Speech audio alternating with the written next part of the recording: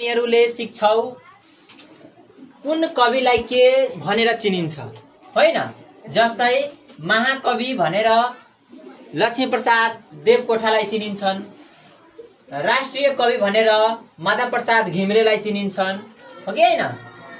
त्यसपछि भने युवा कवि भनेर मोतीराम भट्टलाई चिनिन्छ, आदि कवि भनेर भानुभक्ताचार्यलाई चिनिन्छन्, युवा कवि भनेर सिद्धिचरण श्रेष्ठलाई चिनिन्छन्, आँसु कवि भनेर शम्भुप्रसाद ढुङ्गेललाई चिनिन्छ, सिंगारी कवि भनेर मोतीराम भट्टलाई चिनिन्छन्, कवि केसरी भनेर चिद्धर हृदयलाई चिनिन्छन्, जन कवि केसरी भनेर धर्मराज थापालाई चिनिन्छन्, इतिहास शिरो मरो भनेर बाबुराम आचार्यलाई चिनिन्छन्।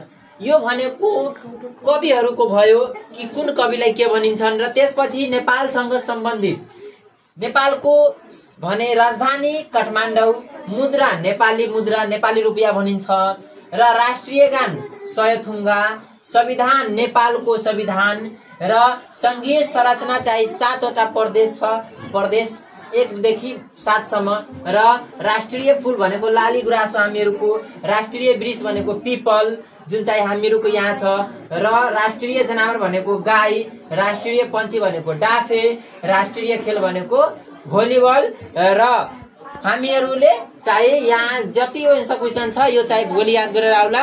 र नेपालको राष्ट्रिय भाषा कुन हो भन्ने तपाईहरु कमेन्ट गर्नु होला। धन्यवाद।